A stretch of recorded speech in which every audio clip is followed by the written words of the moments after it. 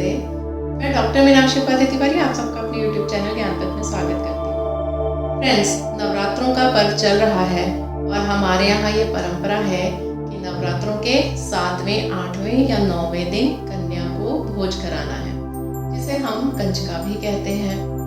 जब हम कन्याओं को भोज खिलाते हैं तो उनके साथ 2 बालकों को भी भोज कराना चाहिए, क्योंकि ये जो 2 बालक हैं ये भगवान गणेश और भैरव बाबा के प्रतीक हैं। जब हम कन्याओं को भोज कराएं तो ये बात ध्यान में रखनी चाहिए कि जो कन्याओं की उम्र है वो 2 साल से 10 साल के बीच में होनी चाहिए, क्योंकि हम इन कन्याओं में त्रिदेवियों का स्वरूप देखते हैं। जब भी हमें ये विचार आए कि हमें कन्या भोज कराना है तो हमें उसके 1 दिन पहले जो कन्याएं हैं उनके घर जाकर निमंत्रण देना चाहिए, क्योंकि निमंत्रण देने से मान और सम्मान में वृद्धि होती है और पॉजिटिव वाइब्स आती हैं। ऐसा बिल्कुल नहीं करना चाहिए कि सड़क में जो भी कन्या जा रही है उसको उसी वक्त अपने घर बुलाकर बैठाकर आप खाना खिलाएं। ऐसे ही बालकों के घर जाकर भी निमंत्रण दें, और जिस दिन आपने निमंत्रण दिया है जब ये सब लोग आपके घर एंटर करने लगे तो उनका बिल्कुल वैसे ही स्वागत करना है, पुष्पों की वर्षा करके, कि जैसे आपके घर में साक्षात भगवान पधार रहे हैं, क्योंकि ये जो बालक बालिकाएं हैं ये भगवान के स्वरूप को प्रदर्शित करते हैं। इनके पैर धोकर इन्हें प्रणाम करना चाहिए और घर के अंदर इन्हें आसन देकर स्वच्छ जगह पर बैठा करके इन्हें रौली लगानी चाहिए, अक्षत लगाना चाहिए और मौली बांधनी चाहिए।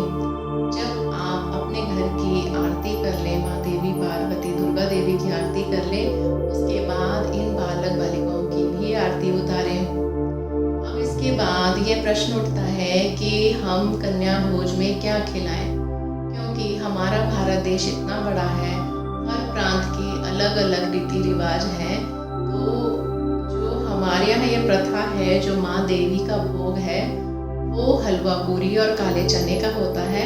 उसके बाद आपकी जो इच्छा, जो आपका सामर्थ्य, और जब आप भोजन कराएं तो आप खुश मन से, पॉजिटिव एटीट्यूड से आप भोजन कराएं, जिससे पॉजिटिविटी जो होगी वो बच्चों, बालिकाओं तक, बालकों तक जाएगी और आप तक भी आएगी, आपको आशीर्वाद प्राप्त होगा। और उसके बाद आप सभी को अपनी इच्छा अनुसार दक्षिणा दीजिए। वैसे तो आजकल के जो बच्चे हैं वो गिफ्ट्स लेना पसंद करते हैं, क्योंकि गिफ्ट्स जो है उन्हें ज़्यादा अट्रैक्टिव लगते हैं। बाकी आपकी जो इच्छा हो, फिर उसी तरह सम्मानपूर्वक इन बालक बालिकाओं को उनके घर तक जरूर छोड़ कर आए। ये एक साधारण सी विधि थी। अब हम ये कहते हैं कि बालक और बालिकाओं को ये क्यों प्रथा है, क्योंकि हमारे यहाँ पुरुष और प्रकृति दोनों मिलकर ही इस सृष्टि का सृजन करते हैं। अब ये जो बालिकाएं हैं ये देवी माँ का रूप है और आगे सृष्टि के सृजन में इनका ही योगदान होगा। हमारे यहाँ जो कन्या पूजन, उनके सम्मान की प्रथा प्राचीन काल से ही चली आ रही है। अब हम ये प्रश्न उठता है कि 2 साल से 10 साल के बीच की कन्याओं का क्या क्या स्वरूप है, तो हम ये डिस्कस करते हैं। जब हम 2 वर्ष की कन्या को भोजन कराते हैं तो हमें सुख समृद्धि ऐश्वर्य प्राप्त होता है।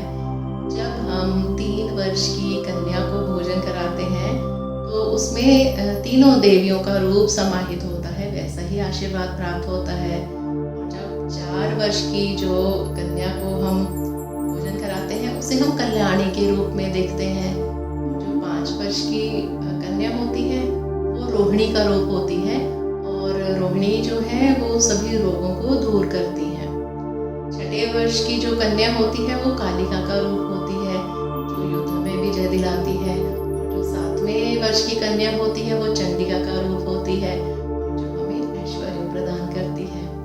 8वीं जो देवी होती है वो शांभवी देवी होती है। शांभवी देवी वाद विवाद यानी आर्ग्यूमेंट से जो रिलेटेड प्रोफेशन है उसमें वो आपको सक्सेस दिलाती है। जो 9वां रूप है वो दुर्गा देवी का है, जो आपको शत्रु 22वें वर्ष की जो देवी हैं, जो कन्या है, वो सुभद्रा का रूप है, जो आपको संसार के सभी ऐश्वर्यों को प्रदान करती है। सो फ्रेंड्स, ये चर्चा थी कंजकों के बारे में, कन्या के भोज के बारे में, और बहुत से मतों के अनुसार बहुत से मत हैं। मेरी तरफ से ये छोटी सी चर्चा। हम अगले वीडियो में मिलेंगे। जय मां अम्बे।